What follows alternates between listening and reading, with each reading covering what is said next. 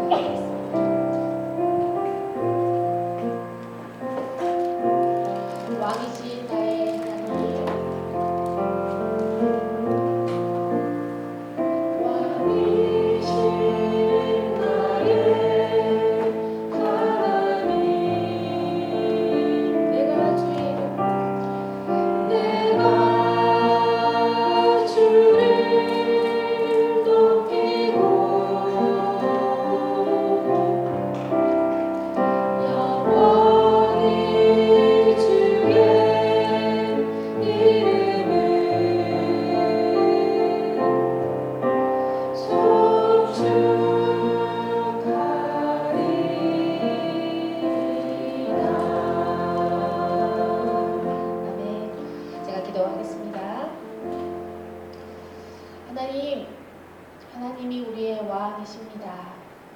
그러기에 우리가 이 자리에 모였고 하나님의 백성으로 잘 살기 위해서 하나님의 말씀을 듣고자 이 자리에 모였습니다. 하나님, 우리가 주의 말씀을 대할 때 하나님을 경외하는 마음으로, 하나님을 더 알고자 하는 마음으로, 주님의 말씀에 순종하고자 하는 마음으로 이 자리에 임하게 하여 주시고, 더욱더 집중하여 주님께서 우리에게 하시는 그 말씀에 귀 기울이는 시간 될 수 있게 축복하여 주옵소서. 시종을 주께 올려드리며 예수님의 이름으로 기도합니다. 아멘. 토요일 아침에 일어나시느라 수고하셨습니다. 이 자리에 오시느라 고생 많이 하셨고, 밖에 혹시 눈 오나요? 네. 네. 3월의 마지막 날 만나는 눈에 새로움이 있죠. 네. 그 신선함을 생각하면서 우리 오늘도 말씀을 한번 재미나게 신선한 마음으로 한번 받아보면 좋겠습니다. 오늘 이 시간에 제가 다루게 될 성경은 사무엘 하, 그리고 열왕기상, 열왕기하, 그리고 시가서 중에 4권을 살펴볼 겁니다. 지금 우리가 지난번 그러니까 겨울 수련회 때 사무엘 하까지 살폈고, 오늘 사무엘상, 열왕기상, 하 이 3권을 우리가 살필 텐데, 이 3권의 공통점이 역사서라는 겁니다. 역사서이고 사무엘 4부터 시작해서 왕정 시대로 이스라엘이 넘어와서 지금 왕정 시대를 보고 있는 상황입니다. 복습을 해보자면 사무엘 상은 본격적으로 왕정이 시작되기 전에 사무엘 선지자를 통해서 이 그 사사 시대의 배경과 왜 왕이 세워지는지를 다루고 있고 사울을 1대 왕으로 시작해서 그때부터 이렇게 왕정 시대가 시작이 되거든요. 오늘 사무엘 하는 대표적인 주제로 설명하자면 다윗의 이야기입니다. 다윗의 이야기로 시작해서 다윗의 이야기로 맞춰지는 성경이 사무엘 하예요. 사무엘 하, 그럼 다윗 이렇게 생각하시면 됩니다. 다윗에 대해서 우리는 굉장히 이미지가 좋아요. 그죠? 하나님의 마음에 합했던 왕 이렇게 알고 있고 정말 그의 삶이 그걸 증명해내고 있는데 이 사무엘 하를 통해서 다윗을 이렇게 집중 조명해 보니까 다윗의 삶이 처음부터 끝까지 다 하나님께 기쁨은 아니었다는 걸 우리가 알 수 있죠. 그래서 오늘 다윗 이야기를 통해서 하나님의 마음에 합했던 자 어떻게 그럴 수 있었는가? 그런 삶의 모습은 어떠했는가? 근데 정말 처음부터 끝까지 그랬는가? 우리는 어떤가? 뭐 이런 것들을 한번 생각해보면 좋겠다 싶습니다.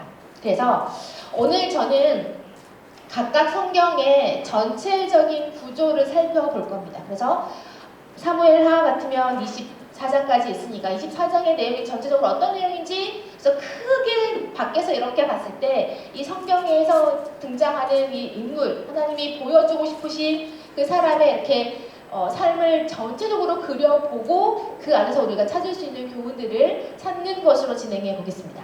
그래서 좀 딱딱한 이야기가 나왔습니다. 1장, 2장, 3장 이게 도대체 무슨 이야기들을 다루고 있는가를 볼게요. 1장 내용은 사울과 요나단의 죽음을 다루고 있습니다. 우리가 왕정에서 첫 번째 왕이 사울이었죠. 그러면 그 왕의 권력은 사울 가문이 가지고 있어요. 그리고 옛날에 뭐 우리나라도 그랬지만 왕은 대대로 그 왕의 자손이 이어받는 것이 일반적입니다. 지금처럼 투표 이런 게 없으니까요. 그러면 사울 가문이 왕이었으면 그 아들이 왕이 되고 그 손자가 왕이 되고 후손이 왕이 되는 것이 맞는데 1장부터 누구의 죽음을 설명해내고 있냐면 사울이 죽었습니다. 사울의 아들 요나단도 죽었습니다. 그리고 2장부터 4장까지는 사울의 아들 요나단의 아들 요나단의 동생 뭐 관련되어 있는 권력에 가까이 있는 사울 가문의 권력자들, 유력자들이 다 죽었다는 이야기로 설명하고 있어요. 그래서 사울 가문은 이제 왕의 권력에서 멀어졌다라는 것을 드러냅니다. 그러면 그 다음 왕을 가질 수 있는 사람은 누가 있을까요? 다윗이겠죠. 사울이 죽기 전에 기름 부음을 받은 다윗. 그렇게 다윗이 등장하기 위해 앞부분에 하나씩 발판을 준비해가고 있는 내용이 1장부터 4장까지의 내용입니다. 그래서 사울 가문이 다 죽었다, 멸망했다를 설명해 놓고 5장부터는 다윗이 왕이 되는데 다윗이 처음부터 온 이스라엘의 왕이 된 것은 아니었습니다. 사울이 여전히 힘이 있을 때 그리고 다윗도 힘이 있을 때 이스라엘은 이미 사울 중심의 이스라엘 족 지파들과 다윗 중심의 유다 지파로 힘이 나뉘어져 있었어요. 우리가 솔로몬 이후로 남북이 갈라졌다라고 말하지만 사실 그 이전부터 사울을 중심으로 한 11지파들이 모여 있었고 다윗을 중심으로 한 유다 지파 하나가 모여 있었어요. 따로 분리되어 있었다는 것을 우리가 요 1장부터 4장까지 내용에서 알 수 있어요. 그래서 다윗도 왕이 될 때 처음에는 유다 지파에서만 왕이 됩니다. 근데 사울 가문이 다 죽고 나니까 우리도 그러면 다윗도 왕으로 모셔야겠다고 해서 온 이스라엘의 왕이 되는 것이 다윗이었죠. 그 다음에 다윗이 왕이 된 이후부터 본격적으로 자신의 하나님의 그 나라를 다스려 가기 시작하는데 다윗이 왕이 딱 되고 나서 첫 번째 했던 일이 뭐냐면 여호와의 언약궤를 가지고 오는 것이었습니다. 내가 왕이 됐으니까 우리 집도 좀 정리하고 나를 괴롭혔던 사람도 좀 처리하고 그런 일을 먼저 한 것이 아니라 이 왕궁에 하나님이 진짜 왕이 되시도록 하나님의 언약궤를 먼저 가지고 오는 일을 다윗이 하는 것입니다. 그게 6장에 나오는 언약궤를 가지고 오는 일입니다. 그리고 7장에 언약궤도 가져왔고 이제 왕궁의 날을 이렇게 잘 지내고 있는데 가만히 보니까 하나님의 휘장은 쓰러져 가고 있고 여전히 성막 가운데 있고 하나님의 언약궤가 너무 초라한 곳에 있다는 것이 너무 마음이 아파서 내가 하나님께 성전을 지어드리겠습니다 라고 이야기하죠. 하나님께서 다윗의 그 마음을 예쁘게 보십니다. 그런데 성전은 다윗에게 허락하지 않으시고 그의 아들이 세우게 될 것이다 라고 말씀하시죠. 대신 다윗의 그 마음을 예쁘게 보신 하나님께서 다윗에게 언약을 맺어주십니다. 그것이 다윗 언약인데요. 그러네요. 6장 빠졌네요. 언약궤를 가지고 올 때 웃사 사건이 발생합니다. 이게 뭐냐 하면 하나님의 궤를 어떻게 하면 가장 잘 옮길 수 있을까? 다윗이 고민해서 새 수레를 만들고 새 수레 위에 언약궤를 놓고 이렇게 끌고 다윗의 성으로 가지고 오는데 울퉁불퉁한 길을 건너다가 한번 덜컥 해서 언약궤가 한번 뒤집어져요. 그때 여러분의 반응 달려가서 잡겠죠. 그 일을 했던 사람이 웃사였는데 여호와의 궤를 잡는 순간 그 웃사가 그 자리에서 죽습니다. 이게 무슨 말이야? 이게 무슨 일이야? 왜 그렇게 되었는가? 하나님의 법대로 옮기지 않았기 때문이고 하나님의 언약궤는 아무도 손을 대어서는 안 되는데 레위 지파 중에서도 누구의 자손만 어깨에 매서 움직일 수 있었는데 그 법대로 하지 않은 거였죠. 그래서 웃사의 죽음을 통해서 우리가 기억해야 될 것이 하나가 있습니다. 우리의 마음은 하나님을 예배하는 것, 하나님의 궤를 좋은 곳으로 옮기고자 하는 마음에 잘못된 것이 뭐가 있습니까? 너무 예쁘고 너무 좋은 마음이었는데 근데 그 형식이 하나님의 뜻에 맞지 않았어요. 하나님의 말씀에 맞지 않았습니다. 이것을 우리 예배 가운데 적용해 보자면 우리 예배, 우리 마음을 다해서 하나님 찬양하고 예배하는 거 너무 좋죠. 해야 되는 일이죠. 근데 형식도 중요하다는 거예요. 마음만으로는 안 됩니다. 형식도 중요하다는 것, 그걸 한번 짚어보고 싶어서 썼는데 순서를 좀 놓쳤네요. 다윗 언약 넘어가겠습니다. 다윗 언약의 내용을 한번 보세요. 보이십니까? 보이세요? 보이시면 읽으시고 안 보이시면 성경을 찾아서 오늘 저는 성경을 좀 찾을 예정인데 성경책 가져오셨습니까? 핸드폰으로 찾으시려면 좀 바쁘실 거예요. 바쁘신 만큼 열심히 움직이셔서 사무엘하 7장 11절입니다. 사무엘하 7장 11절 7장에 언약을 맺으시는 장면이 나오는데 7장 11절 말씀 한번 읽어볼까요? 시작! 여호와가 너를 위하여 집을 짓고 내 수완이 차서 내 조상들과 함께 누울 때에 내가 내 몸에서 날 내 씨를 내 귀에 세워 그의 나라를 견고하게 하리라. 내 집과 내 나라가 내 앞에서 영원히 보존되고 내 왕위가 영원히 견고하리라 하셨다 하라. 왜 다윗에게 성전 짓는 것은 허락하지 않으셨는데 대신 약속을 주시죠. 그 약속이 뭐냐 하면 내가 앞으로 너의 집을 영원히 견고하게 하겠다. 하나, 그리고 너의 왕위가 영원히 견고하게 하겠다. 라는 약속을 주십니다. 다윗에게 왕위가 견고하리라 라는 약속은 일단 다윗에게 축복이죠.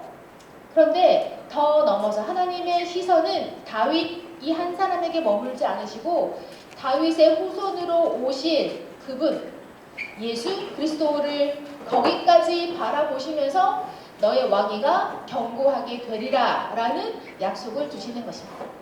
그러면 왜 하필 다윗의 자손일까요? 왜 다윗의 자손일까? 이 질문 한번 던져놓고 나중에 한번 생각해보죠.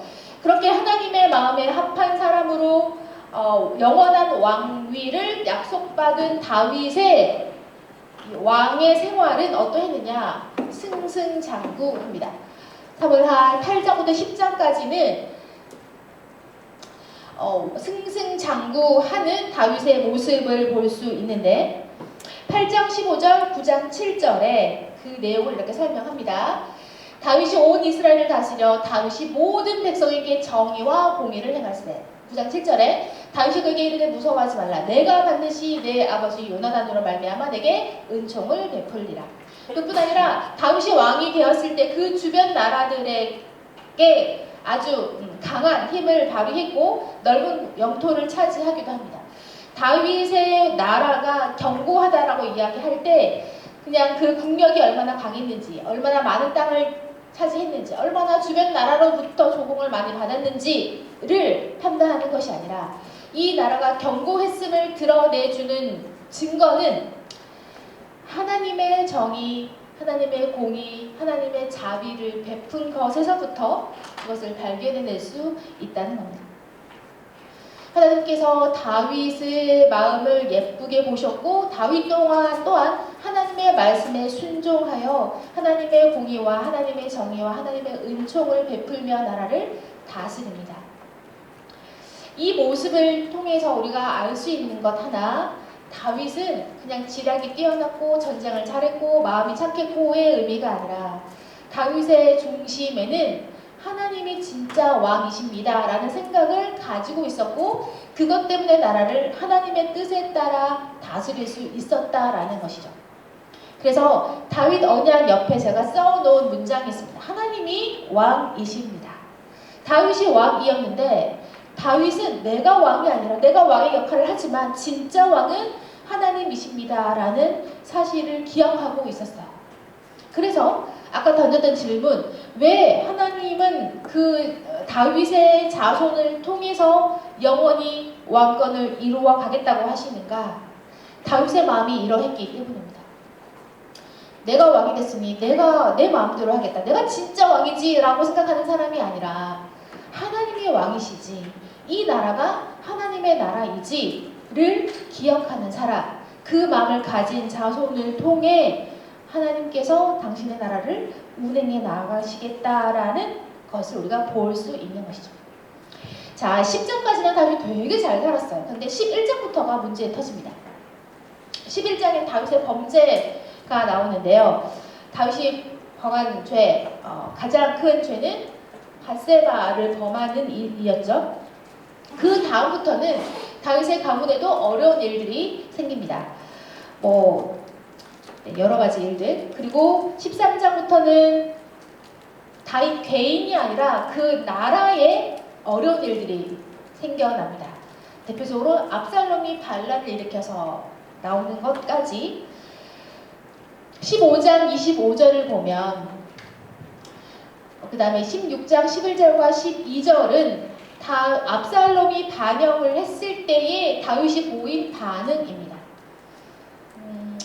압살롬의 반란도 그렇고 12장에 나와 있는 다윗 가문들의 환난 중에도 개인적인 일들이 많거든요. 예를 들면 다윗의 아들이 암논이 그 여동생을 범한다거나, 그래서 압살롬이 암논을 죽인다거나, 여러 아들들이 막 뿔뿔이 흩어진다거나, 집안 자체에 환난들이 생기고 이게 더 커져서 나라 전체로도 환난이 일어나게 될 때에 다윗이 보여주는 태도입니다.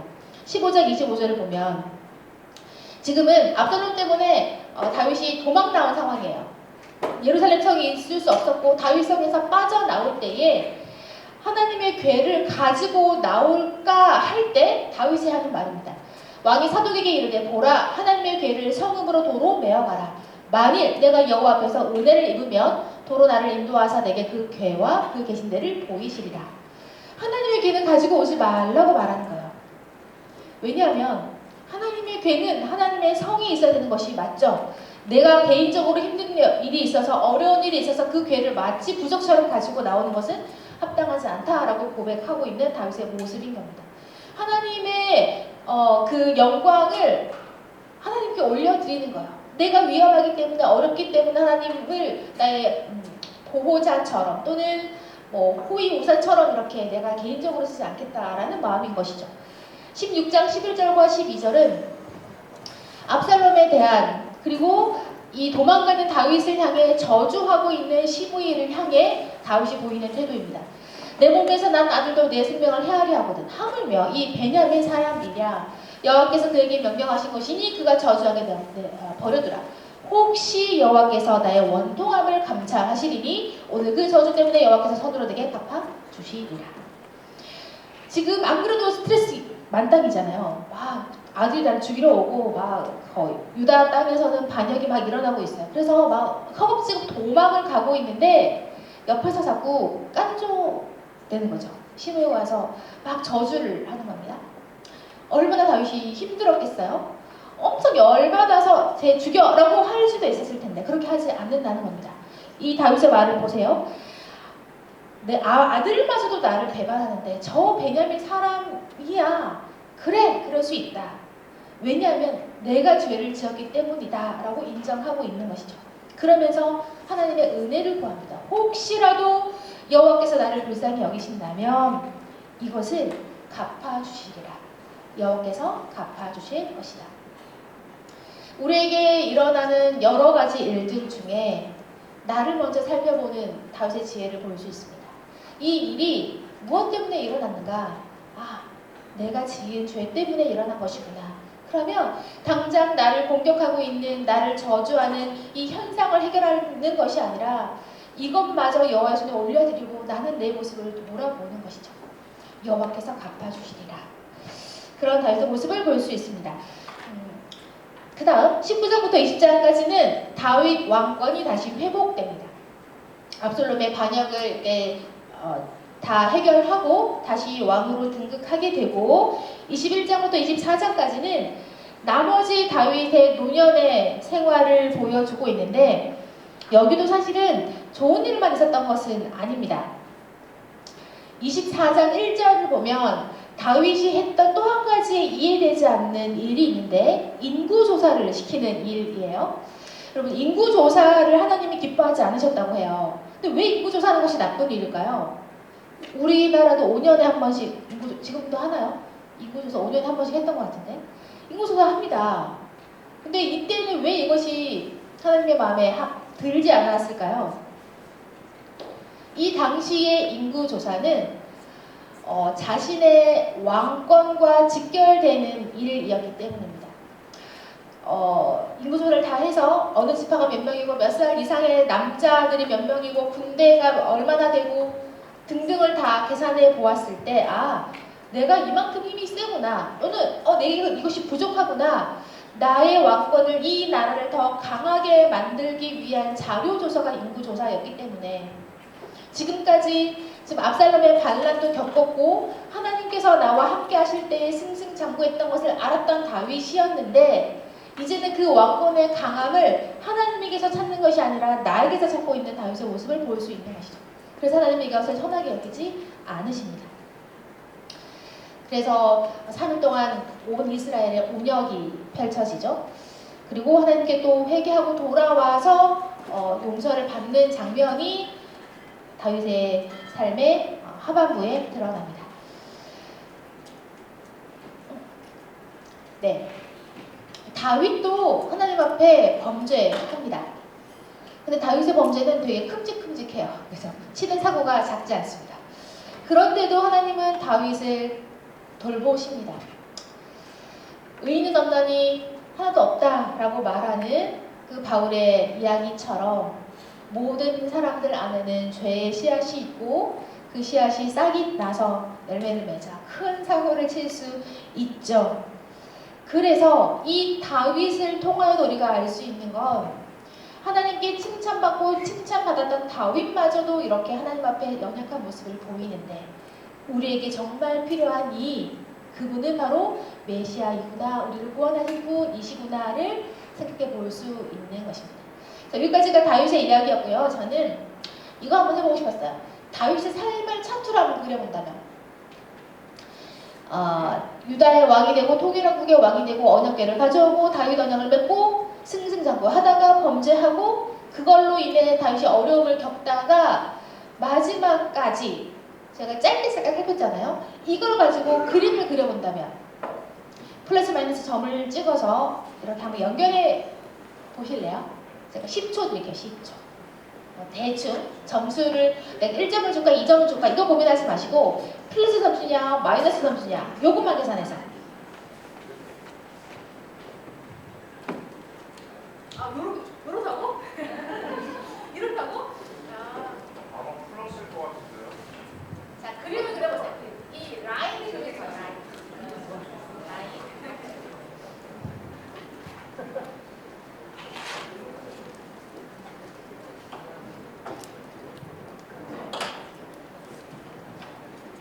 됐나요?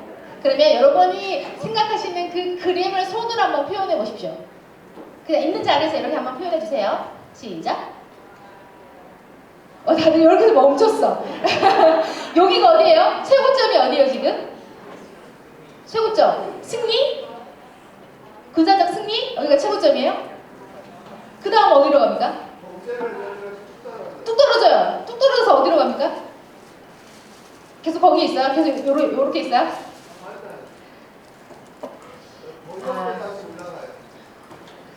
여러분 대충 그려나시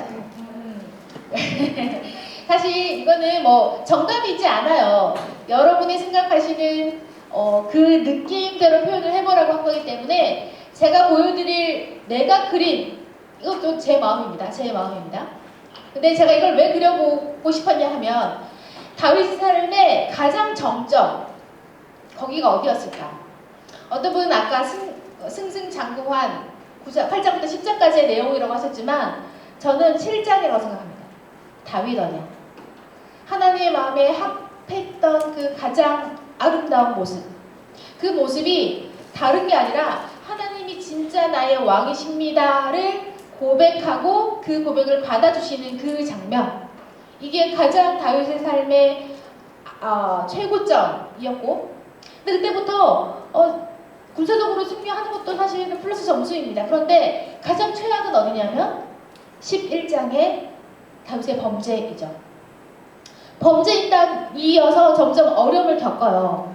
다윗이 만난 환란들이 있죠. 개인적으로, 가정적으로, 나라적으로 어려움을 겪다가 압살롬의 반역인데 왜 플러스 점수가 되었냐? 저는 아까 우리가 봤던 것처럼 반역 가운데 여러 가지 일들을 만날 때에라도 다윗은 하나님 되심을 인정하는 모습을 보여주었기 때문입니다. 그래서 왕권이 회복된 것까지는 올라가요. 근데 확 올라가지 못한 이유는 인구조사 때문에. 다윗이 하나님을 사랑하는 마음이 가장 높았을 그때가 다윗의 삶에 가장 좋았던 모습이었고 가장 어려웠을 때가 범죄했을 때. 그래서 그 다음을 보세요. 범죄하고 회개하고 하나님 앞에 용서를 구했습니다. 그러면 다시 플러스가 되어야 될 것 같죠. 근데 그렇지 않아요. 여전히 어려움을 겪습니다. 죄는 흔적을 남겨요. 그래서 내가 한 가지 죄에 대하여 용서를 받았지만 그 죄가 남겨진 흔적들은 우리를 힘들게 할 수 있다는 것입니다. 그러나 그 죄의 흔적으로 힘들지만 포기하지 않을 수 있는 이유는 그 가운데서도 우리가 하나님을 찾으면 주님은 그의 긍휼의 손길을 펼치신다라는 겁니다. 이걸 한번 설명해 보고 싶어서 굳이 이렇게 그림을 그려본 겁니다. 잘 살았으나 고꾸라지는 때가 있다. 근데 그때 그 자리에 머무는 것이 아니라 다시 주님 앞에 돌아와 주님의 은혜를 구하는 것이 필요하다. 입니다. 다윗은 하나님의 나라의 대표적인 왕입니다. 그래서 이따가 열왕기 상하를 볼 때도 하나님께서 모든 남왕국의 왕들을 평가하실 때에 다윗을 기준으로 삼으세요. 그의 조상 다윗과 같은 길로 행했다, 행하지 않았다를 가지고 플러스 점수, 마이너스 점수로 평가를 하십니다. 다윗이 모델이 돼요. 그러면 다윗이 무엇 때문에 모델이 될 수 있는가? 여호와께서 함께 하셨기 때문입니다. 그리고 아까 우리가 봤던 것처럼 하나님의 공의, 하나님의 정의, 하나님의 자비를 가지고 나라를 다스린 그 모습이 하나님께서 다윗에게 복을 주실 수 있었던 이유가 되는 것이죠. 신명기 말씀에 이렇게 나와 있거든요. 내가 내 하나님 여호와의 말씀을 삼가 듣고 내가 오늘 내게 명령한 모든 명령을 지켜 행하면 너를 세계의 모든 민족 위에 뛰어나게 하실 것이다. 하나님께서 왕정을 시작하실 때에 왕들에게 원하셨던 마음은 이것 하나입니다. 너희가 내 말을 듣고 지켜라. 다윗은 그렇게 살았고 그래서 승승장구할 수 있었는데 실수를 하기는 했죠. 그래서 그의 삶에도 하나님에 대한 기도가 많이 나왔습니다. 여기까지가 상을한 다윗의 이야기였고 이제부터는 본격적으로 왕들의 이야기를 살펴보겠습니다. 열왕기 상. 여기부터는 조금 복잡해집니다. 대충 어떤 흐름을 가지고 읽어야 하는지를 좀 설명해 볼게요. 다윗 때까지는 남유다, 북이스라엘이라는 남북의 의미가 사라집니다. 그래서 통일왕국으로 다윗이 이 나라의 유일한 왕이 됩니다. 그리고 솔로몬도 그 뒤를 이어서 왕권을 받아요. 솔로몬 다음부터는 남북으로 갈라지게 됩니다. 그래서 북이스라엘의 왕조가 등장하고 남유다의 왕조가 등장하게 됩니다. 그러면 각각의 나라는 아까 우리가 살폈던 것처럼 한 나라가 잘 살고 못 살고의 기준은 하나님의 말씀에 얼마나 순종하는가 아닌가, 하나님을 왕으로 섬기고 있는가 아닌가가 기준이 될 텐데 정말 그렇게 살았는가를 보자는 겁니다. 남북으로 나뉘어졌어도 북이스라엘도 하나님이 나누신 거잖아요. 그러면 북이스라엘도 하나님의 말씀대로 잘 살면 복을 받았을 텐데 정말 그랬는가를 보자는 것이죠. 솔로몬 때까지는 통일왕국, 그런데 솔로몬 이후부터는 남북으로 갈라지는 이야기입니다. 1장부터 11장까지는 통일왕국 시대로 솔로몬 왕의 스토리가 이어집니다. 3장 9절 이건 사실 찾아보려고 했었는데요. 시간이 없는 관계로 넘어가겠습니다. 네, 여러분 기억하세요? 솔로몬은 처음에는 하나님께 지혜를 구하고, 하나님 제가 이 나라를 다스릴 힘이 없고 지혜가 없고 능력이 없습니다. 제가 어떻게 해야 되겠습니까? 그래서 하나님이 묻잖아요. 그럼 내가 너에게 뭘 줄까? 하나님 저에게 듣는 마음을 주십시오. 역대기에서는 듣는 마음 또는 지혜라고 표현되어 있는 하나님 앞에 이 나라를, 주님의 나라를 잘 다스리기 위해 필요한 것을 구한 사람이 솔로몬이었는데 11장이 되면 하나님이 하지 말라는 것만 골라서 합니다. 예를 들어 왕은 많은 마병을 두지 말라고 했는데 마병을 많이 둡니다. 여인을 많이 두지 말라고 했는데 여인이 엄청 많죠. 그런 죄, 하나님이 하지 말라고 하신 것만 골라서 하는 솔로몬의 모습이 등장하고 솔로몬이 확실히 꺾이는 장면이 11장에 나와요. 11이라는 숫자를 좀 기억하십시오. 다윗이 하나님 앞에 굽부러졌을 때가 언제였어요? 11장이었어요. 솔로몬이 하나님 앞에 굽부러진 때가 11장입니다. 11의 저주도 아니고 약간 좀 그렇죠? 네, 11장 기억하시면 좋을 것 같아요. 그래서 솔로몬은 다윗의 길로 가다가 이방신에게로 배교한 왕으로 평판이 났습니다. 처음에는 잘 가다가 이방신에게로 배교합니다. 여러분 이 이방신에게로 배교했다는 말을 잘 생각해 보세요. 하나님의 나라의 진짜 왕은 누구십니까? 하나님이시죠? 그런데 하나님 나라에 살고 있고 하나님 나라의 왕으로 세워졌는데 하나님을 쫓아가지 않고 이방신을 쫓아간다? 그게 가장 큰 죄의 모습입니다. 그리고 그 다음 죄의 영향력으로 이런 일도 생기고 저런 일도 생기고 그런 일들이 벌어지는 것이죠. 12장에는 하나님께서 드디어 나라를 나누십니다. 그래서 북이스라엘에는 여로보암이라는 사람을 데려와서 왕으로 세우십니다. 여로보암은 원래 솔로몬의 신하였어요. 일도 참 잘했고 똑똑했어요. 지혜로웠어요. 그래서 이 사람을 데려다가 10지파를 이 여로보암에게 붙여주십니다. 그리고 말씀하시기를 여로보암아 너 잘하면 내가 복 줄게 라는 약속을 하세요. 그거 한번 보실까요? 사무엘하 12장.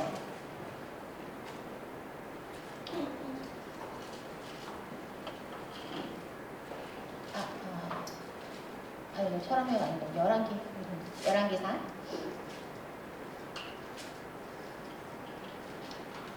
12장 11장 38절. 열왕기상 11장 38절. 열왕기상 11장 38절. 자, 38절 보시기 전에 35절 보세요. 여호와의 선지자가 여로보암에게 하시는 말씀입니다. 내가 그의 아들의 손에서 나라를 빼앗아. 그러니까 그는 다윗이고 그의 아들은 솔로몬입니다. 솔로몬에게서 나라를 빼앗아 그 10지파를 너에게 줄 것이요. 그 아들에게는 내가 한 지파를 주겠다. 내가 거기에 내 이름을 두고자 하여 택한 성읍 예루살렘에서 내 종 다윗이 항상 내 앞에 등불을 가지고 있게 하리라. 자, 남북을 나누실 때도 하나님은 누구의 언약을 기억하고 계십니까? 다윗 언약을 기억하고 계세요. 내가 지금 얘네들이 죄를 지어서 나를 나눌 텐데 그래도 내가 다윗과 약속한 그 말, 영원토록 너의 왕위를 경복케 하리라 라고 하신 그 약속은 지키시는 모습이 36절에 나오고 38절을 보세요. 네가 만일 내가 명령한 모든 일에 순종하고 내 길로 행하며 내 눈에 합당한 일을 하며 내 종 다윗이 행함같이 내 율례와 명령을 지키면 내가 너와 함께 있어 내가 다윗을 위하여 세운 것 같이 너를 위하여 견고한 집을 세우고 이스라엘을 내게 주리라. 좋은 약속이지 않습니까? 너 잘하면 내가 너 복 줄게. 너 견고하게 해줄게. 라는 약속을 누가 누구에게 하시는 거냐면 하나님이 여로보암에게 하시는 거예요. 여로보암은 그 약속을 듣고 하나님의 말씀을 듣고 잘 지켰으면 다윗처럼 영원히 하나님의 마음에 합한 왕으로 살 수 있었다는 겁니다. 그런데 그렇게 하지 못했죠. 그 여로보암의 죄들이 어디 나오냐면 12장에 나옵니다. 한 장 뒤에 나와요. 약속하신 지 얼마 안 된 것 같은데 한 장 뒤에 12장 25절부터 33절의 내용이 다 여로보암의 죄에 대한 이야기입니다. 나중에 읽어보십시오. 설명을 좀 하겠습니다. 일단 온 이스라엘 사람들은 어디에서 예배를 드리는 것으로 알고 있습니까? 어디에서 예배 드렸을까요? 제사를 어디에서 드렸을까요? 성전이 어디 있는데요? 예루살렘에 있죠. 예루살렘이 남북 쪽에 어디에 있어요? 남쪽에 있어요. 남유다 예루살렘에 성이 있어요. 거기 성전이 있어요. 성전에서 예배를 드리는 것이 그들에게 마땅한 일이었어요. 근데 지금 남북으로 갈라졌죠. 이스라엘 지파들은 예배를 드려야 되는데 남쪽으로 갈 수가 없는 거예요. 그래서 여로보암이 생각합니다. 지금 이 백성들이 6월절이 되어서 또는 절기를 지키러 예루살렘에 가려고 하네. 가면 내 백성들을 뺏길 것 같은데 이거 어떡하면 좋지? 안 되겠다. 북쪽에도 예배 처소를 만들자 하고 만든 것이 단과 베델이었고 단과 베델에 그냥 하나님께 예배를 드릴 수 있는 장소를 만들었으면 또 모르겠는데 거기에 뭘 세우냐면 금송아지를 세웁니다. 너네 예루살렘까지 가지마. 여기 금송아지 있으니까 여기서 예배해. 이게 이 금송아지가 너희를 구원한 여호와야 라고 말하는 겁니다. 이게 첫 번째 잘못. 두 번째는 그 제사를 지낼 때 꼭 필요한 사람이 누구냐면 레위 지파, 레위인들이 필요했어요. 근데 이 여로보암이 볼 때 레위 사람들을 이렇게 찾기가 쉽지 않은 겁니다. 그래서 다른 지파 누구든지 제사장의 역할을 하고 싶은 사람은 모여. 내가 너를 제사장으로 삼아줄게. 해서 하나님의 법대로 제사를 드려야 되는데 하지 않습니다. 우리 우사 사건 기억하세요? 마음은 있지만 형식이 맞지 않으면 하나님이 안 된다고 말씀하셨잖아요. 똑같아요. 하나님께 제사하겠다고 마음을 먹었는데 형식대로 하지 않는 겁니다. 이것이 여로보암의 두 번째 죄였고, 세 번째는 절기들이 있어요. 6월절, 뭐가 있죠?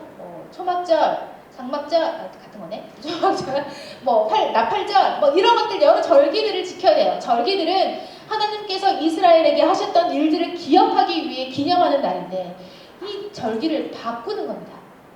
날짜를 바꿔요. 왜냐하면 이 이스라엘 지파들의 생각을 좀 바꾸기 위한 것이죠. 이 절기를 6월절을 지키면서 하나님이 우리에게 하셨던 일들을 생각하며 그래 한 나라 하나님의 왕되심을 인정하던 나라로 살아야 하는데 그러고 보니까 우리는 저 예루살렘에 내려갈 수 없고 다른 모습으로 살고 있는 모습으로 자꾸 자신들을 각성하게 될까봐 절기를 바꾸어 버립니다. 그게 여로보암의 죄였습니다. 보세요. 여로보암은 하나님의 백성으로 해야 할 일들을 비슷하게 합니다. 제사도 드리고 제사장도 세우고 절기도 지켜요. 그런데 하나님이 정하신 방법이 아니라 자기의 생각대로 편한 방법대로 바꾸어 버려요. 그것을 혼합주의라고 표현합니다. 섬기기는 섬기는데 문의는 백성, 하나님의 나라의 백성인데 뭔가 좀 달라요. 이방 나라의 색깔, 세상 나라의 색깔에 조금씩 이렇게 물들고 있는 것이죠. 이 혼합주의라는 것입니다. 그 다음에 13장부터 16장까지는 남북의 이야기들이 본격적으로 시작됩니다. 그래서 성경을 보시면 이런 패턴으로 기록되어 있어요. 남유다 누구 왕 몇 년도에 북이스라엘은 누가 왕이었다. 근데 그 북이스라엘의 왕은 이렇고 저렇고 저래서 별로였다. 막 이런 형식으로 나와 있습니다. 남유다를 설명할 때는 북이스라엘 왕 누구 몇 년도에 남유다에 누가 왕이 되었고 이 사람은 다윗의 길로 가지 않았다. 북이스라엘 설명은 남유다 누구 왕 몇 년에 북이스라엘 누가 왕이 되었고 이 사람은 여로보암의 길로 따랐다. 패턴이 보이십니까? 북이스라엘의 누구의 몇 년도에 남유다가 왕이 되었어. 이 사람이 왕이 되었습니다. 근데 이 사람이 잘 왕으로 살았다면 다윗의 길로 행하였다라고 표현하고 잘 살지 못했으면 다윗의 길로 가지 아니하였다라고 설명합니다. 북이스라엘 왕들은 동일한 패턴으로 그 사람을 설명하면서 여로보암의 길로 따랐다라고 설명해요. 그러면 우리 생각해볼까요? 다윗의 길로 따르면 잘했다라는 말인가요? 못했다는 말인가요? 잘했다는 말입니다. 여로보암의 길로 따랐다는 말은 잘했다는 말인가요? 못했다는 말인가요? 못했다는 말이에요. 여로보암은 북이스라엘의 기준이 되고 다윗은 남유다의 기준이 됩니다.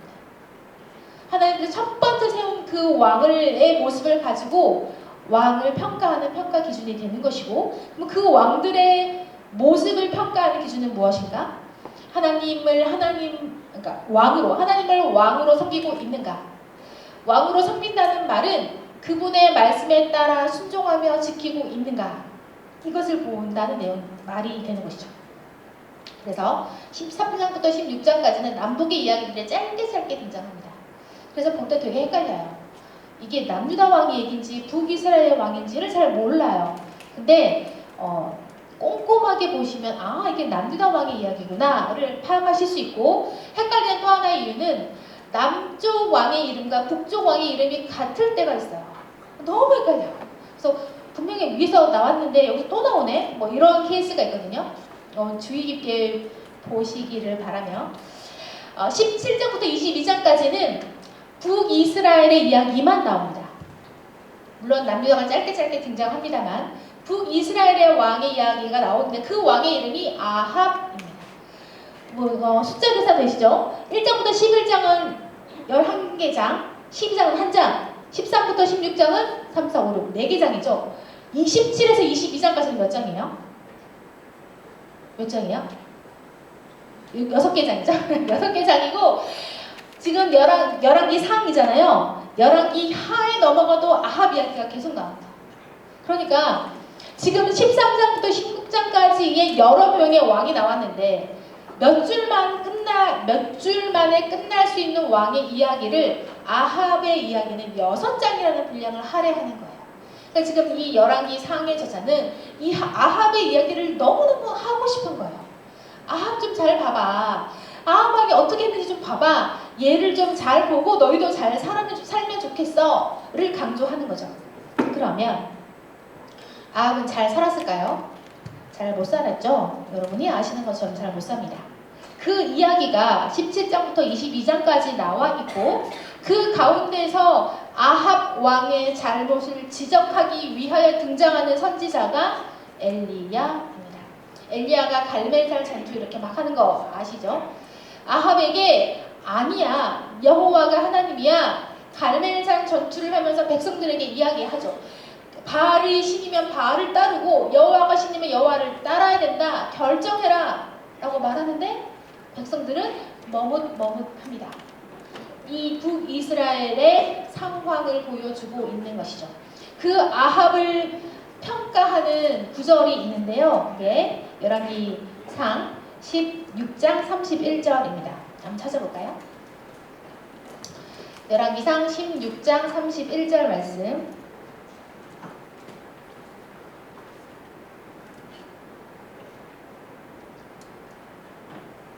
30절, 31절 볼게요. 2개 절입니다. 같이 읽겠습니다. 30절 시작. 오므리의 아들 아합이 그의 이전의 모든 사람보다 여호와 보시기에 악을 더욱 행하여 느밧의 아들 여로보암의 죄를 따라 행하는 것을 오히려 가볍게 여기며 시돈 사람의 왕 엣바알의 딸 이세벨을 아내로 삼고 가서 바알을 섬겨 예배하고. 자, 여로보암 나오죠. 여로보암의 기준입니다. 여로보암처럼 살았다라고 말하면 그래도 뭐 쏘쏘. 근데 여로보암보다 더 하죠. 오히려 가볍게 여기며 더 악을 행했다. 그 더 악을 행한 것의 대표적인 현상이 뭡니까? 엣바알을 아내로 삼고 바알의 딸을 아내로 삼고 바알을 섬겨서 예배하고 그 아래절에는 바알을 위하여 제단을 쌓고 아세라상을 세우고 그러니까 완전히 하나님을 떠난 삶을 보이는 것이죠. 하나님께서 왕을 평가하실 때의 기준이 뭐라고요? 누가 왕이냐? 이 너의 나라의 왕이 누구냐? 너는 누구를 왕으로 세우고 있느냐? 하나님이어야 하는데 바알이 되어버린 겁니다. 아합을 설명할 때 아합은 새로운 모델이라고 설명합니다. 여로보암이 기준이었잖아요. 혼합주의가 모델이었어요. 북이스라엘 왕정의 모델. 여로보암이 혼합주의. 그런데 이 여로보암의 모델을 뛰어넘어서 새로운 모델이 등장합니다. 하나님의 나라를 이방 나라처럼 만들어버린 모델. 바알. 처음부터 끝까지 바알 이야기만 하는 사람이 아합입니다. 이 사람이 북이스라엘의 왕이었어요. 그러니 북이스라엘의 결말이 보이시죠? 북이스라엘은 망하게 됩니다. 그 이야기가 열왕기 하에 나온다. 열왕기 하는 망하는 이야기예요. 북이스라엘도 망하고 남유다도 망하고 망하는 이야기입니다. 보겠습니다. 이것도 주제별로 좀 나누어 봤어요. 1장부터 17장까지는 북이스라엘도 존재하고 있고 남유다도 존재합니다. 그래서 열왕기 상에서 했던 것처럼 북이스라엘의 왕의 이야기와 남유다 왕의 이야기를 교차하여 서술을 합니다. 그런데 1장부터 8장까지는 엘리야가 승천하고 나서 그의 제자 엘리사가 등장하는데 엘리사도 엘리야처럼 그 왕에게 직언하고 이 나라 백성들의 삶을 돌보는 일을 해요. 엘리사는 사실 엘리야로부터 당신의 능력에 갑절의 영역을 달라고 원하여서 이야기하고 받죠. 그래서 북이스라엘의 마지막으로 역사했던 선지자 중에 한 명이 엘리사입니다. 엘리사의 사역이 1장부터 8장까지 등장하고 엘리사가 등장할 때 거론되는 왕의 이름도 아합이에요. 그러니까 아합 이야기는 열왕기 상에서부터 열왕기 하의 앞장까지 계속 나오는 거예요. 그만큼 아합의 비중이 크다. 왜요? 하나님의 나라를 바알의 나라로 만든 왕이었으니까. 그러니 너희 백성들아 이거 좀 봐. 이걸 말하고 있는 거죠. 9장부터 16장까지는 다시 북이스라엘의 왕의 이야기, 남유다 왕의 이야기를 좀 번갈아가면서 이야기하는데 점점 북이스라엘은 멸망의 길로 가고 있습니다. 그래서 17장이 되면 망해요. 누구에게 망하냐면 아수르에게 망합니다. 그게 북이스라엘 멸망 17장에 나오는데요. 이 부분을 한번 찾아서 볼게요. 열왕기 하 17장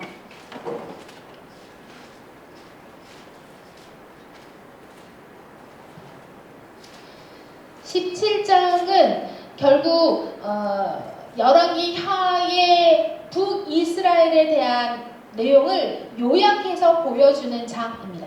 그래서 17장만 읽으면 북이스라엘이 이렇게 살았던 나라구나를 볼 수 있는데 그 중에서도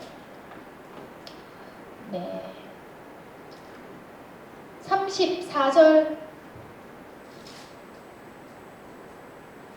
아니에요. 죄송해요. 12절 보겠습니다. 12절 13절 12절 13절 사실은 이걸 다 읽어야 될 것 같은데 다 읽으면 시간이 없어서 12절 보세요. 또 우상을 섬겼으니 이는 여호와께서 그들에게 행하지 말라고 말씀하신 일이라. 13절 같이 볼게요.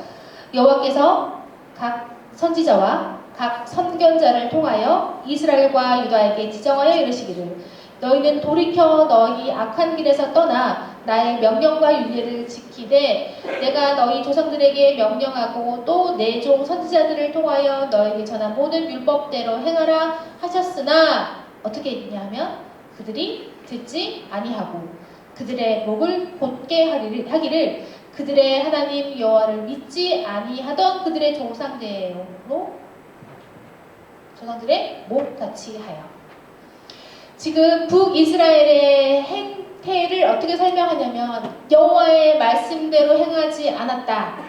근데 하나님이 그 사람들에게 선견자와 선지자를 보내서 돌이키라고 했는데도 듣지 않았다.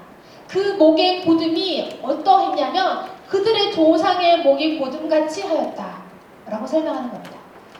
짧지만 강하게 설명하고 계시죠. 그러면 하나님께서 보내신 선견자, 선지자들은 누구냐? 엘리야와 엘리사가 선지자였죠. 그런데 엘리야와 엘리사 다음에 많은 선지자들이 우수수 등장합니다. 열왕기 상하부터 여기 밑에 두 줄은요 선지자들에 대한 이야기예요. 북이스라엘의 선지자, 그 다음에 남유다 선지자들의 이야기인데 요나, 아모스, 호세아는 북이스라엘의 선지자였습니다. 특별히 제가 14장이라고 써놨잖아요. 요게 성경에 있어요. 열왕기하 14장 한번 열어보실래요? 열왕기하 14장 23절과 25절입니다. 열왕기하 14장 23절과 25절 23절 볼게요. 유다의 왕 요아스의 아들 아마사 제15년에 이스라엘의 왕 요아스의 아들 여로보암이 사마리아에서 왕이 되어 41년간 다스렸으며. 자, 여러분 요렇게 표현되는 거예요. 유다의 왕 누구의 몇 년도에 북이스라엘의 누구가 왕이 되었다. 요 패턴으로 설명해요. 그러면 이 이야기는 누구 왕에 대한 이야기입니까? 북이스라엘 왕에 대한 설명이에요. 북이스라엘의 왕은 여로보암 2세입니다. 그러니까 첫 번째 북이스라엘의 왕이었던 그 여로보암이 여기까지 살아있는 게 아니라 여로보암이란 이름의 또 다른 사람이 왕이 된 거고 41년을 다스리는 동안에 24절 여호와 보시기에 악을 행했고 이스라엘에게 범죄한 느밧의 아들 여로보암의 모든 죄에서 떠나지 아니하였더라. 왕을 평가하는 표현입니다. 잘 못 살았다는 얘기죠. 그러면서 25절에 이스라엘의 하나님 여호와께서 그의 종 가드헤벨의 아믹대의 아들 선지자 요나를 통하여 말씀하신 같이. 여기서 등장하는 선지자 이름 누구? 요나. 요나가 여로보암 2세 때 활동한 선지자라는 겁니다. 네, 요렇게 왕정의 역사 속에서 선지자의 이름이 등장합니다. 요나, 아모스, 호세아가 북이스라엘에서 활동한 선지자라면 남유다에서는 오바댜와 요엘이 활동합니다. 시기는 뭐 이쯤 될 때예요. 아직 멸망하지는 않았지만 왕들이 범죄의 길로 빠져들고 있을 그 당시에 이 선지자들이 활동하는 겁니다. 그 다음에 제가 문서 선지자라고 표현했는데 엘리야와 엘리사도 선지자였는데 이 사람들은 성경을 쓰지 않았어요. 기록으로 남기지 않았어요. 그래서 그냥 말로 이렇게 활동했던 선지자였고 요나, 아모스, 호세아, 오바다, 요엘은 성경이 있습니다. 선지서가 있어요. 그래서 이들을 문서 선지자라고 부릅니다. 이게 좀 차이인 거죠. 17장이 되면 북이스라엘이 멸망하는데 북이스라엘의 마지막 왕의 이름이 호세아입니다. 호세아 때 아수르의 침략으로 멸망을 해요. 근데 그때의 남유다의 왕이 누구였냐면 히스기야입니다. 요거는 기억해 주시면 좋겠어요. 북이스라엘이 멸망했어요. 아수르에. 근데 그때 남쪽에는 히스기야가 왕이었어요. 히스기야 때도 아수르의 침략도 받고 하나님께 회개하고 돌아가기도 하고 이런 일들을 벌이지요. 그때에 활동했던 선지자가 이사야와 미가입니다. 이사야서에 보면 히스기야의 스토리가 나와요. 같은 시대 때에 활동했던 사람이라는 이야기죠. 이사야와 미가는 같은 시대에 활동했던 선지자였습니다. 그리고 17장에서 북이스라엘이 멸망하고 나니까 18장부터는 북이스라엘의 이야기는 등장하지 않습니다. 이제부터는 남아있는 남유다의 이야기만 해요. 18장부터 25장까지의 이야기인데 우리가 아까 그래프로 그렸잖아요. 이 남유다와 북이스라엘의 이 나라의 흐름을 그래프로 그려본다면 이거는 똑같습니다. 점점 하얀 곡선이에요. 하얀 곡선입니다. 남유다도 멸망합니다. 바벨론에 의해서. 그때 멸망하기 전에 하나님께서 이들을 돌이키기 위해서 엄청 많은 선지자들을 보내세요. 나훔, 스바냐, 예레미야, 하박국까지 수많은 선지자들을 보내서 돌이키게 하시는데 돌아오지 않습니다. 우리가 우리 남유다의 멸망까지 봤는데요. 그러면 궁금하죠. 하나님은 멸망할 것을 진짜 모르셨을까? 하나님은 멸망한 걸 아셨는데 왜 나라를 만드셨는가? 이 왕들이 말을 듣지 않은 걸 아셨는데 왜 왕을 세워가지고 이렇게 나라를 힘들게 하시는가? 뭐 이런 질문을 하기 시작하면 아담까지 거슬러 가죠. 하나님 왜 서당을 지어가지고 이런 질문까지 올라가겠죠? 이 모든 질문의 정답은 하나입니다. 너희가 나를 왕으로 섬기느냐? 너희가 나를 믿고 있느냐를 질문하시는 거예요. 왕들의 멸망과 연약함을 아셨지만 왕을 세우신 이유는 너희가 좋은 모델이 되어서 나의 말을 잘 듣고 잘 따르면 내가 너에게 복을 줄 거야 를 보여내는 대표 선수로 세우신 것인데 안 듣는 거예요. 안 듣는 거예요. 말씀에 이렇게 분명하게 가르치고 있고 선지자를 통해서 알려주셨음에도 불구하고 듣지 않는 겁니다. 그러면 또 하나의 질문. 하나님께서 다윗에게 영원한 왕위를 약속하셨는데 그러면 유다가 멸망하면 어떻게 되는가? 하나님은 거짓말쟁인가? 또는 약속을 지키지 못하시는 건가? 힘이 없으신가? 뭐 이런 질문을 하실까봐 우리 남유다 이야기의 마지막 장을 보겠습니다. 열왕기하 25장 27절과 28절입니다. 북이스라엘의 마지막 왕은 호세아였고 남유다의 마지막 왕은 시드기야입니다. 시드기야는 바벨론의 왕의 손에 죽어요. 요거는 그냥 기억 못하시더라도 유다가 멸망하기 전에 끝에서부터 몇 명의 왕의 이름을 좀 들어보신 적이 있을 겁니다. 요시야, 여호아스, 여호야김, 시드기야. 이 5명의 왕이 이 유다 마지막 멸망의 마지막 그 몇 년을 엄청 힘들게 하는 왕이었거든요. 요시야는 선한 왕이었어요. 근데 요시야가 죽고 그의 아들 여호아하스가 왕이 되는데 이 여호아하스는 애굽 왕에게 쫓겨납니다. 세워진 왕이 여호야김인데 여호야김은 바벨론의 눈치를 보고 여호야김은 애굽의 눈치와 바벨론의 눈치를 보다가 바벨론으로 잡혀가요. 마지막 시드기야가 왕이 되는데 시드기야는 끝까지 바벨론 편에 있었어야 되는데 애굽으로 붙습니다.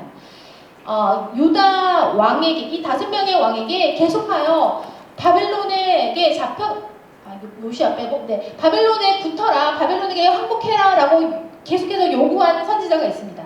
그 사람이 예레미야는 이 5명의 왕들과 계속 같이 있었거든요.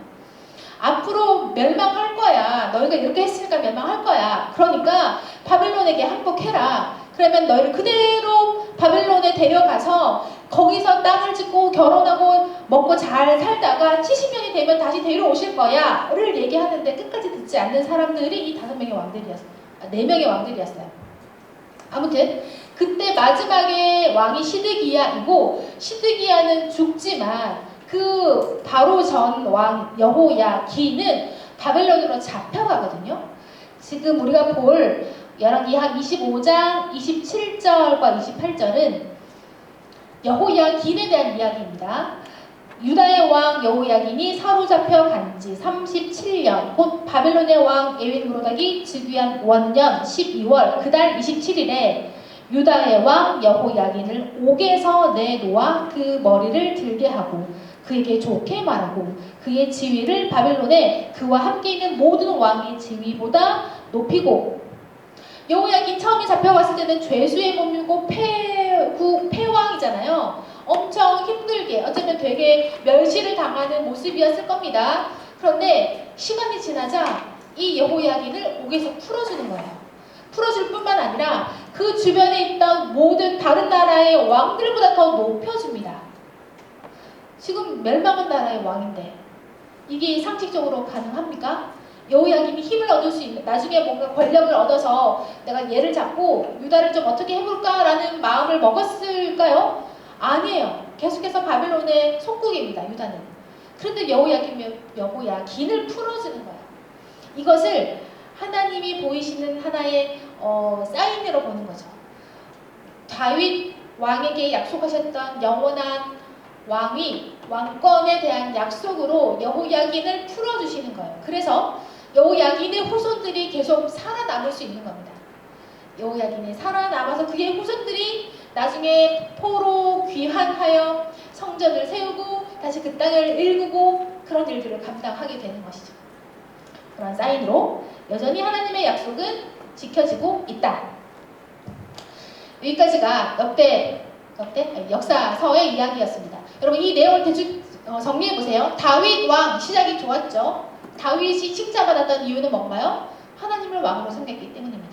그리고 주의 말씀을 따라 살았기 때문이고 그 나라도 하나님의 공의와 정의와 자비를 지켜 행했기 때문입니다. 그런데 범죄하기 시작하고 여로보암 때는 혼합주의, 아합 때는 바알주의, 그 후손들도 여로보암의 길을 따라 행하기 시작하더니 망하는 겁니다. 남유다도 마찬가지예요. 선한 왕이 몇몇 있었긴 했지만 여전히 다윗의 길로 가지 않습니다. 그래서 멸망하는 이야기가 열왕기 상하의 이야기였습니다. 그러면 지금보다는 조금 분위기를 바꿔서 시편, 시가서를 볼 건데요. 시가서는 성경에서 5번이 있어요. 욥기, 시편, 잠언, 전도서, 아가서. 이 5개 중에 욥기를 제외한 시편, 잠언, 전도서, 아가서를 보도록 하겠습니다. 시편은 말 그대로 찬양의 잠깐만요.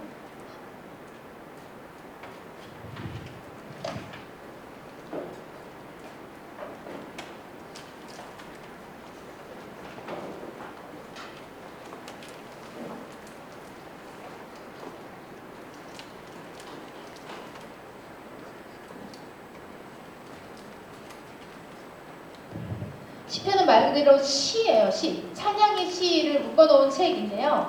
150편이 있잖아요. 150편이 그냥 각각의 찬양 시로서의 의미를 가지고 있기도 하지만 크게 이렇게 분류할 수 있습니다. 복잡하죠? 복잡합니다. 이 성경 안에도 구분해 놓는 표현이 있어요. 제1권, 제2권, 제3권, 제4권, 제5권으로 150편을 나눕니다. 1권은 1편부터 41편, 40에서 72. 이걸 외울 수 있는 방법은 없어요. 저는 아직도 못 외워요. 1에서 41밖에 모르겠어요. 그 다음부터는 잘 모르겠어요. 아무튼 이렇게 나뉘어져 있어요. 근데 이 시를 하나의 각각의 한 편의 작품이지만 또 얘를 이렇게 나누어 놓고 보니까 시편이라는 전체를 하나의 작품으로 볼 수 있고 그 작품의 흐름을 이렇게 잡을 수 있는 겁니다. 우리 1편과 2편은 나머지 150편의 서론입니다. 서론. 우리 시편 열어볼까요? 시편 1편. 시편 1편은 암송하시는 분 많죠? 복 있는 사람은 악인에게를 따르죠? 다 못 외우네. 악인에게를 따르지 아니하며 죄인의 길에 서지 아니하며 오만한 자들의 자리에 앉지 아니하며 이렇게 복 있는 사람은 이런 사람이다 라고 설명하는 시편이 1편입니다. 그리고 2편 보세요. 2편도 서론으로 볼 수 있는데요. 2편은 무엇에 대해서 이야기하냐면 메시아에 대한 이야기를 합니다. 자, 2편 7절 보세요. 내가 여호와의 명령을 전하노라. 여호와께서 내게 이르시되 너는 내 아들이라. 오늘 내가 너를 낳았도다. 내게 구하라.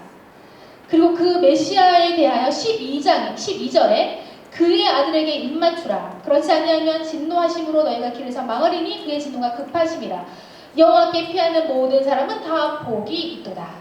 1편과 2편을 전체 시편의 서론으로 보는 이유는 복에 대한 이야기를 하고 있기 때문입니다. 복 있는 사람에 대한 이야기. 복 있는 사람은 악인의 꾀를 따르지 아니하면 이렇게 사는 사람이다. 2편 마지막에는 이런 사람은 복이 있다. 그러니까 이게 수미상관이라고 하잖아요. 복 있는 사람이 이렇다. 이것이 복이다 라고 설명하는 시편이 1편과 2편.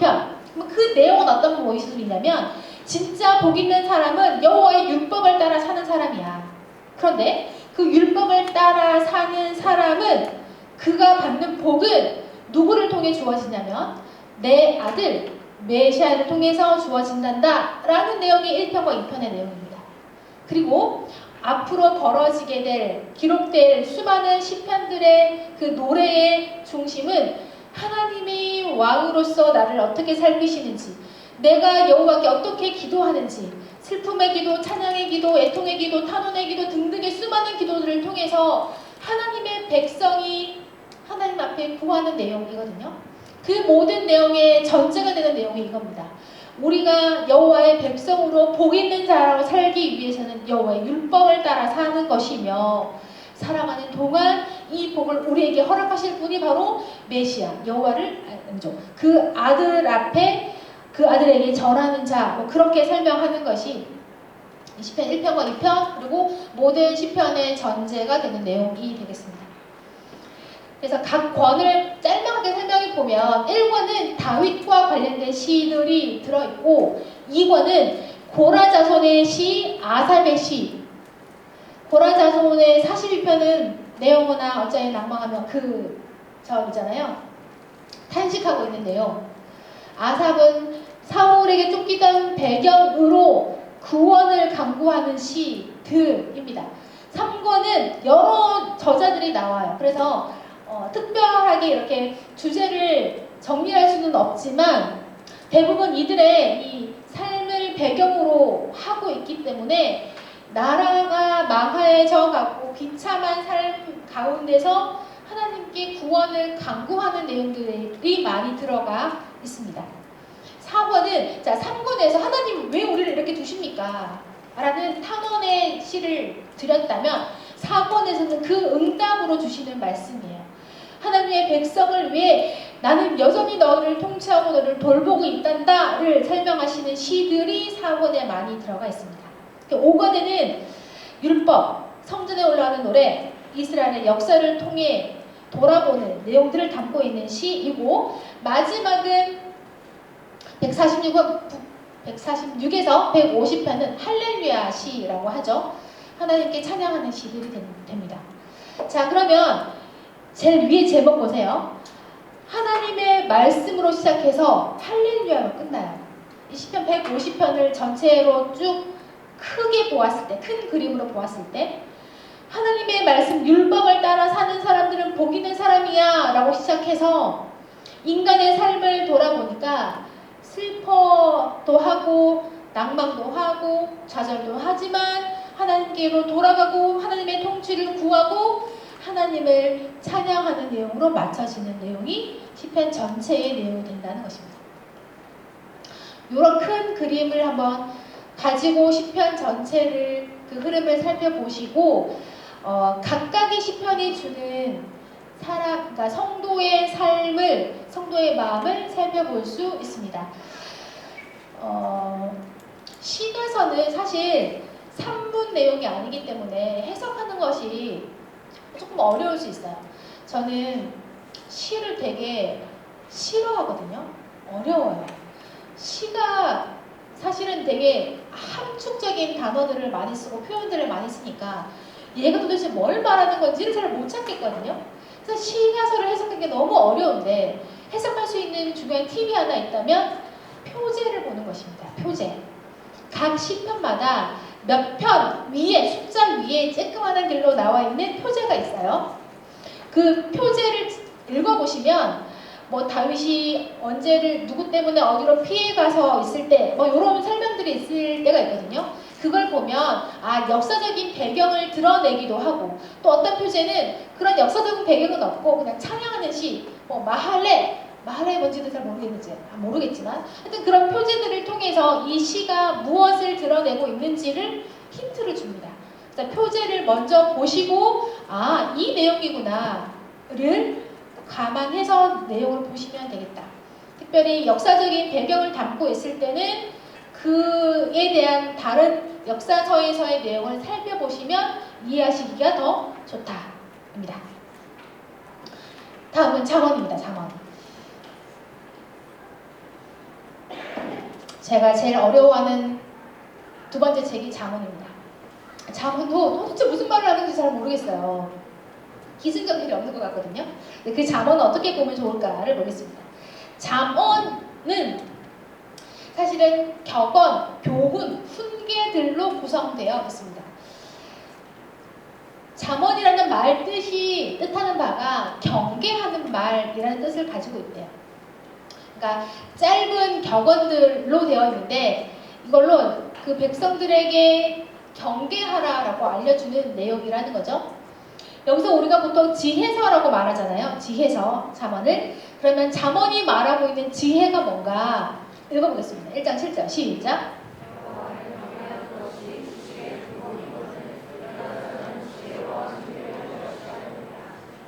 여호와를 경외하는 것이 지식의 근본이다. 너희가 정말 지혜롭게 살고 싶다면 여호와를 경외해야 한다. 그러면 여호와를 경외하는 자의 모습이 어떤 건데 쭉쭉쭉쭉 설명해주고 있는 것이 그 잠언의 내용이라는 겁니다. 그런데 스토리는 없어요. 그냥 짧게 한 문장으로 치고 빠지고 그런 내용들이 잠언입니다. 크게 구성은 이렇게 되어 있어요. 서론, 지혜란 여호와를 경외하는 것이다. 1장부터 9장의 내용은 화자가 말하는 사람이 아버지예요. 그래서 아버지가 아들에게 주는 교훈인 것이죠. 그래서 우리 한 구절만 찾아볼까요? 잠언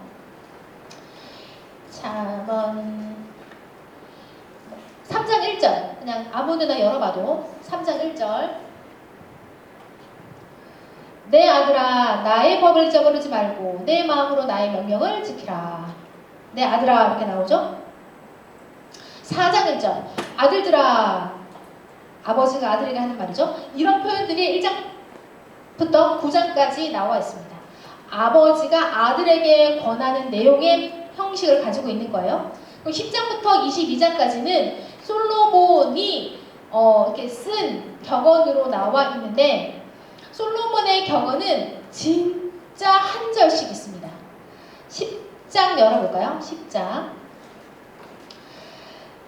1절 솔로몬의 잠언이라 10장 3절 여호와께서 의인의 영혼은 줄이지 않게 하시나 악인의 소욕은 물리치시느니라. 4절 손을 게으르게 돌리는 자는 가난하게 되고 손이 부지런한 자는 부하게 되느니라.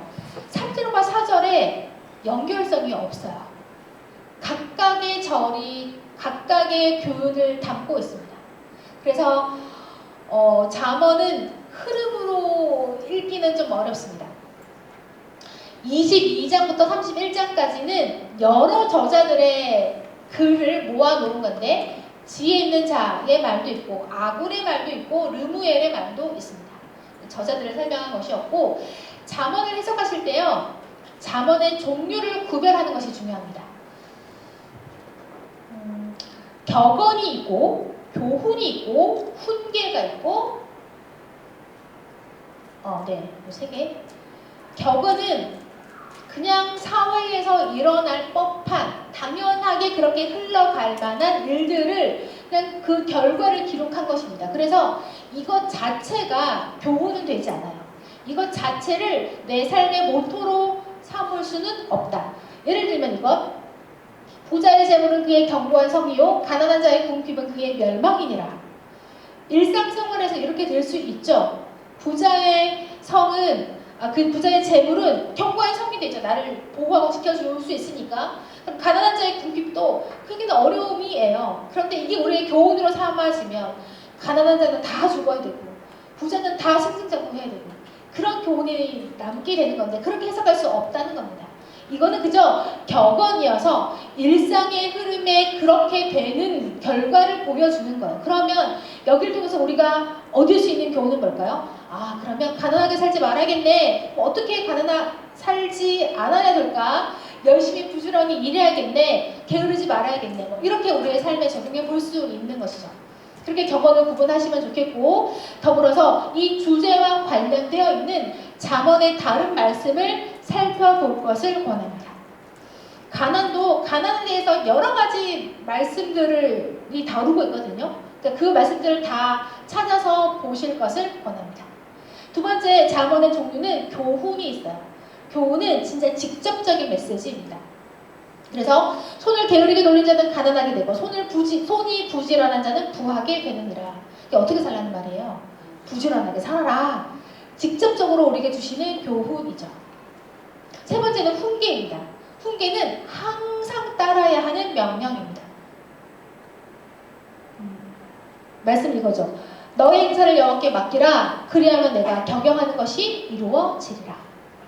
이거는 반드시 무조건 꼭 따라야 하는 훈계의 내용입니다. 따라야 되는 말씀이죠. 그러니까 이 세 가지의 폼으로 잠언의 구절들을 구분할 수 있고 그 구절에 따라 우리가 어떻게 그 말씀을 적용해야 되는지를 알 수 있는 것입니다. 그 다음에 10장 이후부터는 솔로몬의 잠언이라고 했고 솔로몬의 잠언은 각각의 절마다 교훈들이 담겨져 있어요. 10절과 11절의 연관성이 없습니다. 그래서 그럼 이걸 어떻게 해석해야 되는가 일단 고민이 생길 텐데 그때 드릴 수 있는 팁은 이 한 구절을 통해서 잠언서 전체에서 이걸 어떻게 다루고 있는가 또는 성경 전체에서 이걸 어떻게 다루고 있는가 이 주제를 어떻게 다루고 있느냐를 살펴보시면 좋겠습니다. 예를 들어서 가난한 자는 이웃에게도 미움을 받게 되나 부유한 자는 친구가 많으니라. 그래서요. 도대체 어떻게 하라는 말입니까 이게? 가난한 자는 가난해서 살기도 힘든데 미움까지 받아야 됩니까? 이렇게 적용할 수 없잖아요. 그러면 이 가난에 대해서 잠언은 어떻게 보고 있는가? 가난에 대해서 이 성경 전체에서 어떻게 보고 있는가를 한번 고민해 보아야 한다는 겁니다. 그러면 잠언에서는 가난을 어떻게 보냐면 비판하는 시각도 있고 또 긍휼히 여기는 시각도 있어요.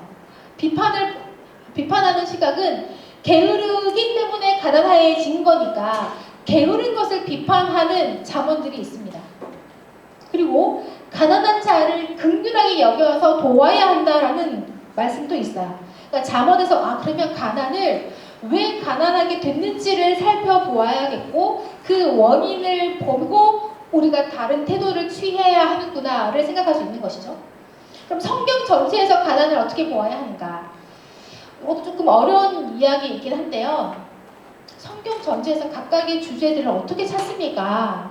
그래서 드리는 말씀은 성경 전체에서 어떻게 이야기하느냐라는 질문을 바꾸어서 예수님이라면 어떻게 하셨을까? 라는 질문으로 바꾸어서 이 주제에 대하여 보기 시작하면 답을 조금 찾을 수 있습니다. 왜냐하면 성경은 결국 예수님에 대한 이야기이니까. 그죠? 성경 전체에서 이 문제를 어떻게 보느냐는 말을 조금 단순화시키면 예수님이라면 이 문제에 대해서 이 사람에 대해서 어떻게 생각하셨을까를 생각해 보자는 겁니다. 예를 들어 이 가난에 대한 이야기라면 예수님은 가난한 자들을 긍휼히 여기셨어요. 그런데 가난의 원인이 게으름이거나 죄악이거나 라면 다르죠. 예수께서 그들을 어떻게 대하셨을까를 생각해보고 우리도 그분을 따라 살기로 결단하는 것입니다. 이렇게 잠언을 해석하자.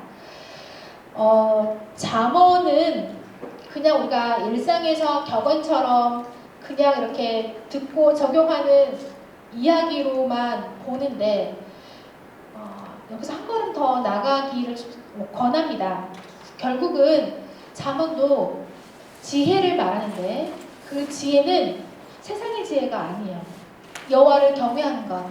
결국 여호와 하나님에 대한 경외, 그리스도에 대한 우리의 순종을 밑바탕으로 하고 있습니다. 그래야 이 잠언이 성경으로서의 권위를 가집니다. 아니면 그냥 자기 개발서 정도밖에 되지 않을 거예요. 이 잠언서도 사실은 하나님을 향하여 우리를 인도하는 책이 된다는 사실. 그 지혜가 내가 돈을 많이 벌고 사람들의 칭찬을 받는 지혜가 아니라 여호와를 경외하는 자로서의 모습, 그것이 지혜이다를 알려주는 책이다 라고 생각하시면 되겠습니다. 전도서는 도를 전하는 책입니다. 말 그대로 도를 전하는 책. 다시 말하면 하나님 나라의 백성답게 살도록 인도하는 책이 전도서인데요. 전도서는 되게 재밌습니다. 전도서는 액자 구조로 되어 있어요. 액자는 가운데에 사진이 있고 그 테두리에 액자 이렇게 테두리가 있잖아요. 그러니까 이중 안으로 쏙 들어가 있으나 겉에 이렇게 프레임이 있는 구조를 액자 구조라고 말합니다. 그래서 1장 1절을 서론으로 보고 1장 2절부터 12장 8절을 본문으로 둡니다. 그리고 마지막 12장 9절부터 14절을 마지막 결론으로 해서 이 전체 프레임 안에 또 다른 이야기가 들어가 있는 거예요. 이런 구조로 되어 있고, 자, 본론은 이겁니다. 헛되다. 모든 것이 헛되다. 우리가 먹고 자고 입고 하는 모든 일마다 헛되다 입니다. 되게 맞는 말이어서 감탄을 하다가도 너무 맞는 말이어서 참 허탄해지는 내용이죠. 쾌락, 일, 지혜, 권력, 부 등 어디에서도 인생의 의미를 찾지 못한다. 수고해도 결과를 얻지 못하고 악인은 형통한데 의인은 그렇지 못하고 거기다가 결국 인생은 다 죽지 않느냐. 왜 사니? 뭐 약간 이런 말 같은 느낌이 들 정도로 헛되다를 강조하고 있어요. 그러면 하나님께서 이 성경을 우리에게 주시면서 야, 너네 삶은 다 헛되니까 살지 마. 이걸 가르쳐주고 싶으신 것이겠습니까? 아니겠죠. 인생이 다 헛돼. 맞아. 헛된데 그 가운데서 하나님의 백성인 너희는 어떻게 살아야 되는지 아니? 를 말해주고 싶은 거예요. 그 중에 하나가 카르페디엠. 이 뭔지 아십니까? 지금을 즐겨라. 지금 먹고 자는 것이 너에게 복이다. 즐길 수 있을 때 즐기고 놀 수 있을 때 놀고 일할 수 있을 때 열심히 일하고 현재를 즐기며 살아라 라는 말을 전도서에서 하는 겁니다. 무슨 하나님의 말씀이 이래? 막 이런 느낌이 드시죠? 이 지혜자가 보니까 헛된 세상에서 우리가 살 수 있는 하나 가질 수 있는 태도가 이거라는 겁니다. 그러면 무엇 때문에 이렇게 말할 수 있는가? 철학적으로 보면 그냥 먹고 놀다가 편안하게 지내다가 죽어라는 말은 왜 뭐 철학 사조 중에 뭐 육체의 삶을 그냥 즐기며 살아가는 사조가 있는 것처럼 그렇게 들릴 수가 있어요. 그렇게 말하는 것이 아니라 그래서 전체 프레임을 한번 보는 겁니다. 그러면 우리의 삶이 왜 헛된가? 왜 헛되다고 말하는가? 우리 성경 한번 찾아보죠. 전도서 1장.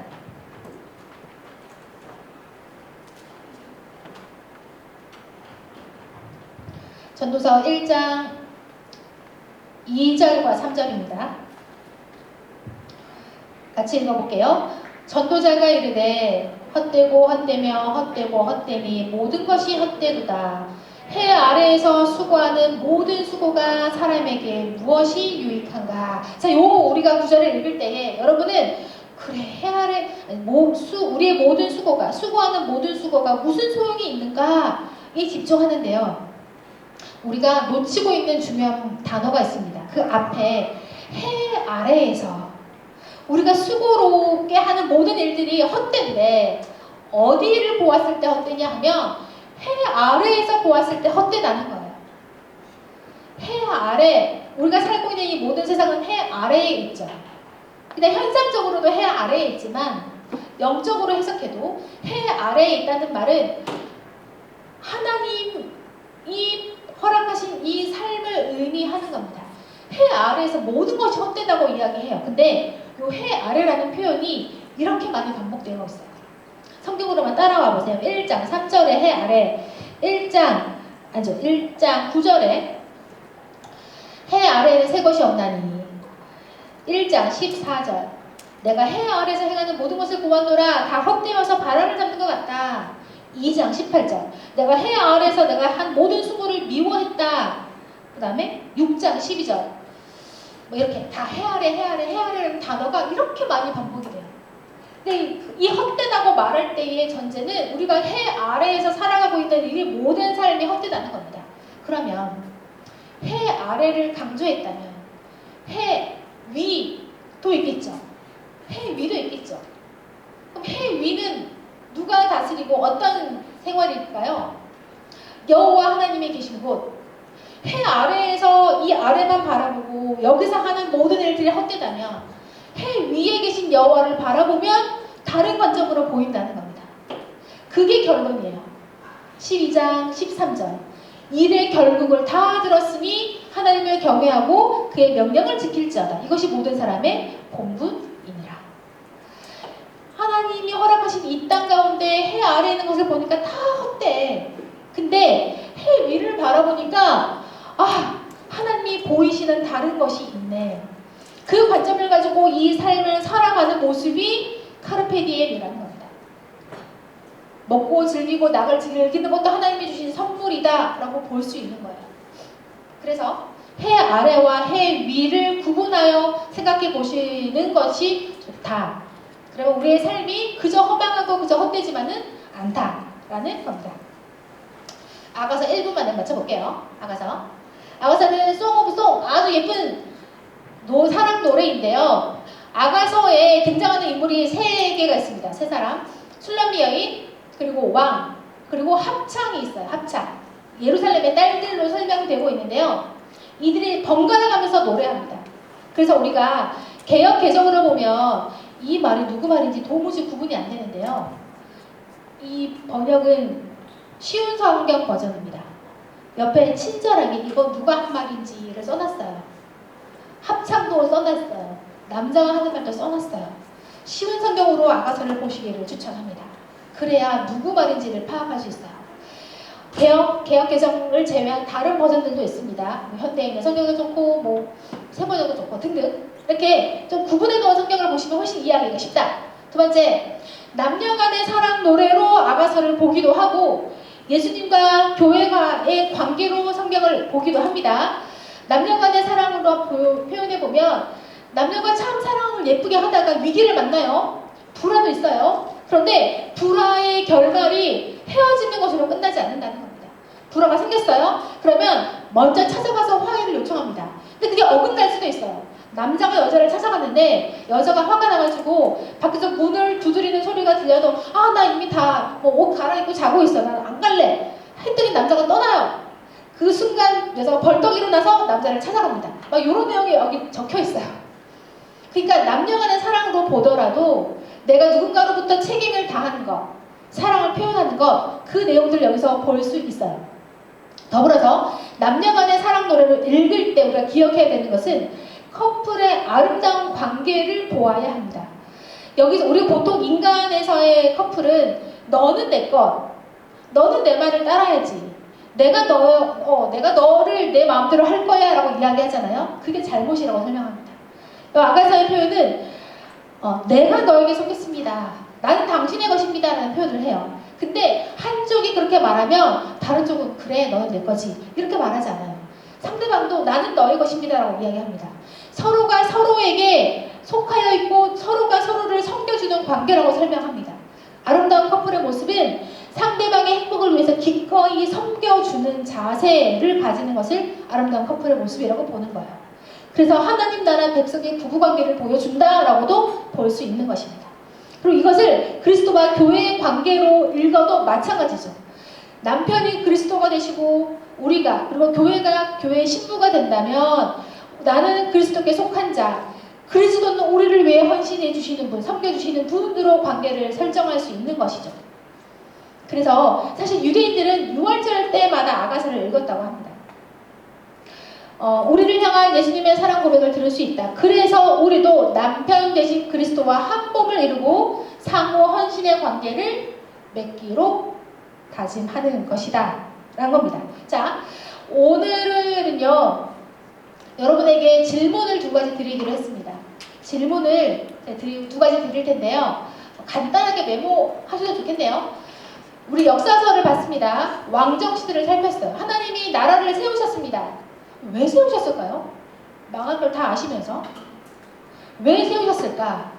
그러면 이게 그냥 이스라엘의 역사처럼 보이죠? 그렇게 보시면 안 됩니다. 우리도 하나님의 나라라는 정체성을 가지고 있습니다. 우리에게도 거룩한 나라라는 정체성을 주셨습니다. 그러면 우리 한 사람 한 사람도 하나님의 나라입니다. 우리가 모여있는 교회도 하나님의 나라입니다. 하나님의 나라로서 우리는 어떻게 살아야 될까요? 를 고민해 보시면 좋겠고, 2번째는 전도서에서 우리가 인생이 참 헛됩니다. 너무 헛됩니다. 지금 우리가 헛된 삶을 살고 있잖아요. 그런데 정말 우리 삶이 헛된가? 그럼 하나님 우리를 왜 살게 하시겠는가? 라는 고민을 한번 해보면 좋겠어요. 그러면서 하나님은 우리가 정말 어떻게 살기를 바라실까? 를 고민해 보시면 좋겠습니다. 10분이 넘어갔네요. 네, 제가 기도 마치겠습니다. 하나님 나라의 이 말씀들이 내 삶에 영향을 주는, 우리를 인도하는 하나님의 가르침이 되기를 소망합니다. 우리에게 지혜를 허락하여 주셔서 주의 말씀을 분별할 수 있게 하여 주시고, 말씀에 순종할 길을 결단하는 마음도 허락하여 주시고, 그래서 주의 말씀을 따라 살아가는 것이 기쁨이 되게 허락하여 주옵소서. 오늘 이후의 모든 시간을 주께 올려드리며 예수님의 이름으로 기도합니다. 아멘. 수고하셨습니다.